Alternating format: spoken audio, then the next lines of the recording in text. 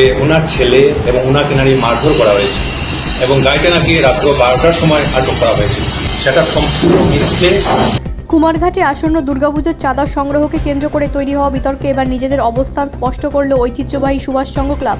ক্লাবের বিরুদ্ধে জোরপূর্বক চাঁদা আদায় এবং অসদাচরণের যে অভিযোগ উঠেছে তা সম্পূর্ণ ভিত্তিহীন ও উদ্দেশ্য প্রণোদিত বলে দাবি করেছে ক্লাব কর্তৃপক্ষ। ঘটনাটি গত 27 জুলাই। অভিযোগ অনুযায়ী বিশালগড়ের পূর্ব লক্ষ্মীবিল এলাকায় ব্যবসায়ী লিটন পাল পণ্যবাহী গাড়ি নিয়ে কুমারঘাটে আসার সময় চাঁদা দেওয়া নিয়ে তার সঙ্গে ক্লাবের সদস্যদের বচসা হয়। পরবর্তীতে একটি বৈদ্যুতিন সংবাদ মাধ্যমের ক্লাবের বিরুদ্ধে জোরপূর্বক চাঁদা আদায়ের অভিযোগ করেন তিনি। এরপর মঙ্গলবার সন্ধ্যায় সুভাষ সংঘ ক্লাব প্রাঙ্গণে সাংবাদিক সম্মেলন করে অভিযোগ খারিজ করেন ক্লাবের কর্মকর্তারা। নিপ্পন পাল, প্রীতম দে, সুব্রত দাস সহ অন্যান্য সদস্যদের দাবি, প্রশাসনের নির্ধারিত বিধি মেনেই চাঁদা সংগ্রহ করা হচ্ছে। আইন বিশেষজ্ঞদের মতে চাঁদা প্রদান স্বেচ্ছাসেবী হওয়া উচিত। কোনো ব্যক্তি বা ব্যবসায়ীর ওপর ভয় দেখিয়ে, বাধ্য করে বা বল প্রয়োগের মাধ্যমে অর্থ আদায়ের অভিযোগ উঠলে তা পৃথকভাবে তদন্তযোগ্য বিষয়। তবে অভিযোগ প্রমাণের জন্য প্রত্যক্ষদর্শী বয়ান, সিসিটিভি ফুটেজ, ভিডিও বা অন্যান্য প্রাসঙ্গিক প্রমাণ গুরুত্বপূর্ণ হতে পারে। বিশেষজ্ঞদের আরও বক্তব্য, উভয় পক্ষের বক্তব্য গ্রহণ করে প্রশাসনের নিরপেক্ষ অনুসন্ধানই এখন বিতর্কের প্রকৃত সত্য সামনে আনতে পারে। চূড়ান্ত তদন্ত বা সরকারি সিদ্ধান্ত না আসা পর্যন্ত কোনো পক্ষকেই দোষী সাব্যস্ত করা আইনসঙ্গত নয়। জুলাই 2026 ইংরাজি সোমবার আনুমানিক দুপুর 12:15 আমাদের সুভাষ সংঘের পক্ষ থেকে একটি কলা বোঝাই ম্যাজিক গাড়ি থামিয়ে কথা বলা হয়। গাড়ির মালিক ছিলেন লিটন পাল, বাড়ি বিশালগড় পূর্বলক্ষ্মী এলাকায়। সেদিন উনি এবং ওনার এক আত্মীয়র উপস্থিতিতে শান্তিপূর্ণভাবে ভালোভাবে কথা বলে উনি 1000 টাকা দিয়ে আমাদের পূজার জন্য উনি বলেন যে ওনার আরও গাড়ি এদিকে আসবে, ওনার থেকে যে ওনার গাড়ি যাতে আর আটকানো না হয়, এই বলে সেদিন উনি চলে যান।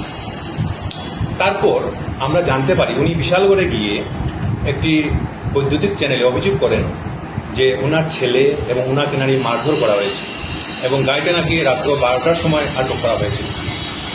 আমাদের মতে উনি যে অভিযোগটা করেছেন সেটা সম্পূর্ণ মিথ্যে, ভিত্তিহীন এবং বর্তমান যে ঘটনাটা ঘটেছে সেটার সাথে অসামঞ্জস্যপূর্ণ। কারণ আমাদের কাছে ওই দিনের ঘটনার সিসিটিভি ফুটেজ সংরক্ষিত আছে। তাছাড়া প্রত্যক্ষদর্শী একাধিক পথচারী এবং আরও অন্যান্যরা রয়েছে যারা প্রয়োজনে সাক্ষ্য দিতে পারবে। তাই লিটনবাবুকে আমরা জানাচ্ছি যে উনি যদি মনে করেন ওনার যে অভিযোগ সেটা সত্য এবং উনি যদি ন্যায় বিচার চান, তাহলে অবশ্যই উনি নির্দ্বিধায় কুমারঘাট এসে ওনার প্রমাণ উপস্থাপন করার। আমরা চাই যে শান্তিপূর্ণভাবে, সুশৃঙ্খলভাবে, সুষ্ঠুভাবে যাতে এটা বিচারটা হয়। তাছাড়া যদি আমাদের সদস্য কারোর উপর হাত উঠিয়ে থাকি, তাহলে আমরা অবশ্যই সংঘর পক্ষ থেকে এটা অ্যাকশন নেব।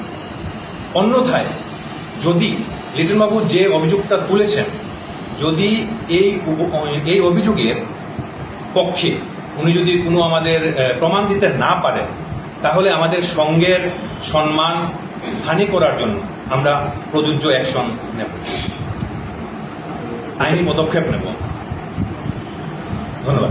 যে ব্যক্তিটার উপরে আপনারা অভিযোগ এনেছেন তার বিরুদ্ধে কোনো আপনারা মামলা হাতে নিয়েছেন? ওনাকে আমরা ওনাকে জানাচ্ছি, ওনার কাছে যদি কোনো প্রমাণ থাকে উনি আসুন, ওনাকে আমাদের ওয়েলকাম, উনি কুমারঘাটে আসুন এবং প্রমাণ আমাদের দেখান।